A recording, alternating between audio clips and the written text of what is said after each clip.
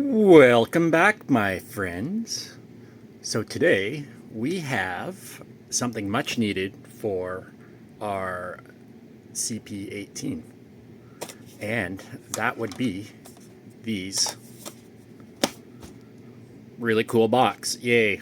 It's metal. It's dinged up from traveling, but this is an interesting name. RCGF. So RC, go follow. If you want this truck, subscribe to win it. Once we hit 10,000, I'm going to pick one lucky winner to receive this vehicle. After that, we're going to continue to give away vehicles and more products. So please go ahead, hit that subscribe button, and we'll get to the fun. Oh yeah!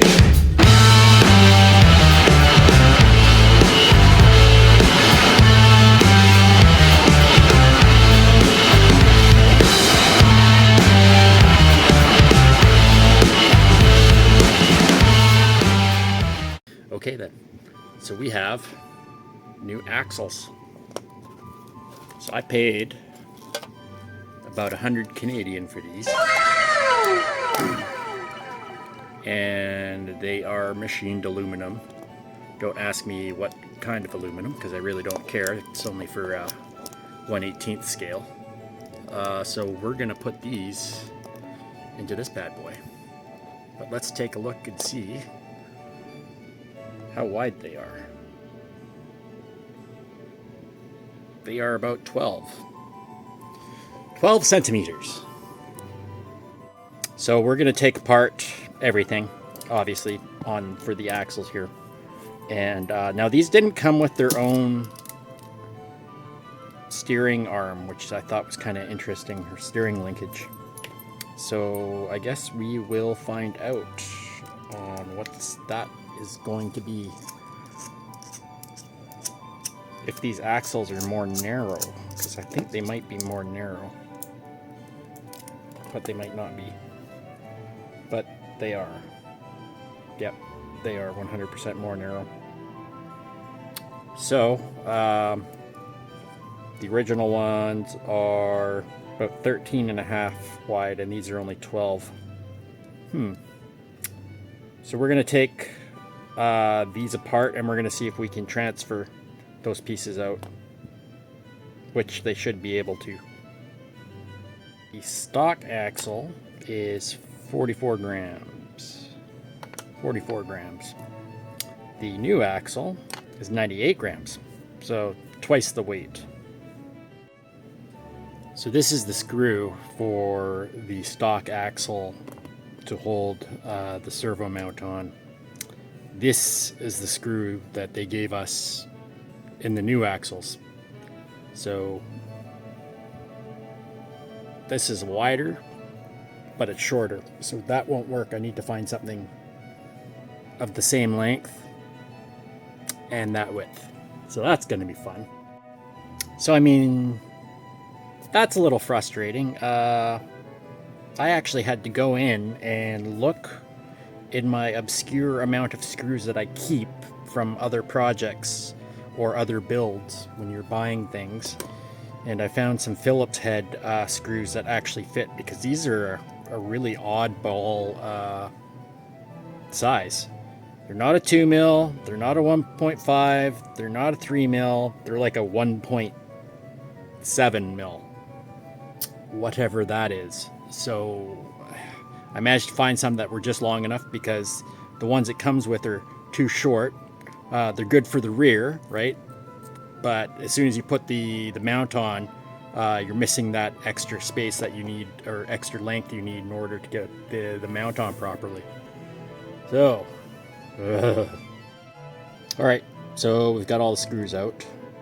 Now this is brass, obviously. So that's the difference in length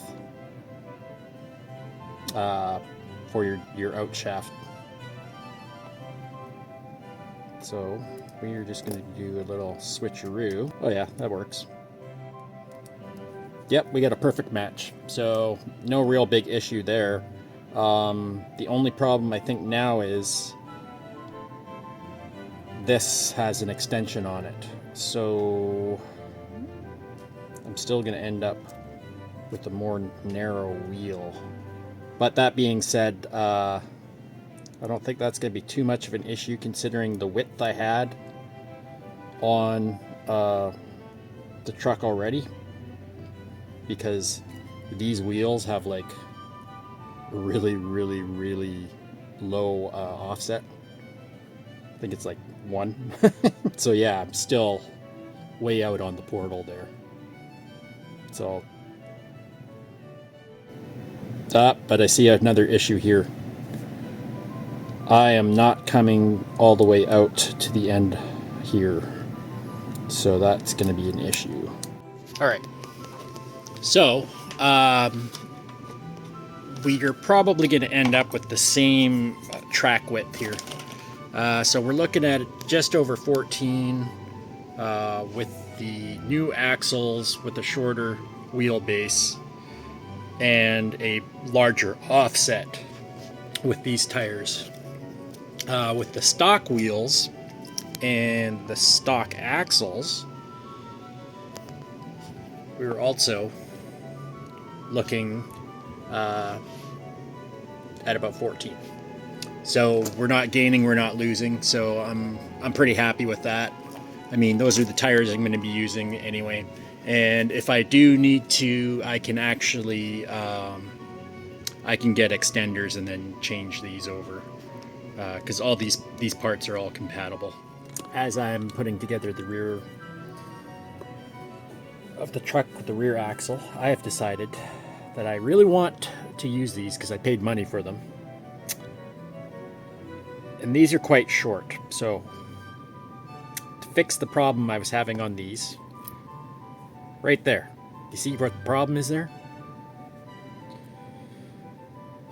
First of all, the material that's being used here, this orange rubber type stuff, it's too hard to soak in any of the silicone oils, so they don't really gel very well. Also, if you're making a cartridge, it's supposed to be like this, okay? And then you insert it. So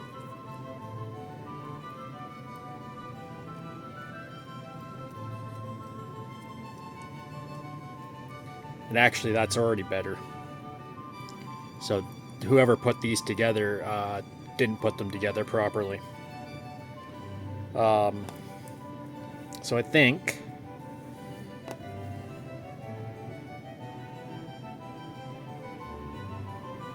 I might actually keep that one like that, because that one's actually working really well. I had swapped out the insides of this one. This is just a clip that only clips on. But the cartridge in here is much. There's no oil in there, by the way. Much smaller.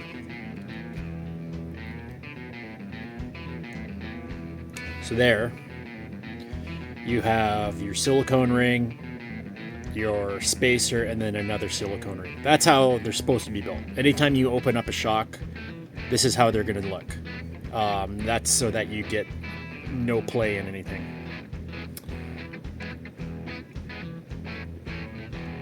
But that actually feels really nice now. It's not sticking at all. So I'm gonna probably pull the rest of those apart, put them back together properly. All right, be right back. So we're putting the bad seals into these shocks. We're putting the good seals into that shock. We're taking the spring from this shock and we're putting it on that shock, and we're taking the end rod and putting it onto here because we need it for these pieces here. Any questions? Mix, match, mix and match. It's Friday the 13th, Freaky Friday. So I was just looking over the truck and I noticed I have a second output drive. Now, I am wondering if maybe that's for underdrive.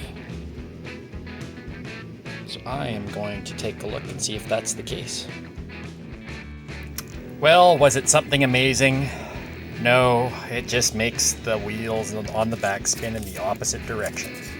I guess if you want to make a mullet build, I don't know. Weird. Well, that is a bummer. Looks like we're gonna have to go back to the shorter shocks, just because there's not enough drive shaft in order for it to play with.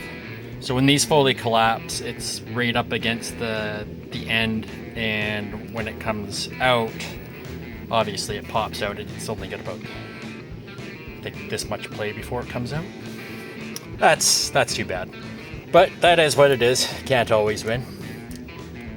Alright, so we got all those kinks worked out. Got the longer travel shocks in the rear. They're all nice and soft. We used the springs off of the stock ones. We finally fixed the O-rings in the bottom that were causing the bind-up issues. I did go through the rest of the shocks and I fixed them as well. So flex is fairly good. But yeah, should work a lot better now that she's got weight in the bottom and some stiffer spring rate in the back. I can lower those springs right down. So hopefully she doesn't get all squirrely up on the hill like this.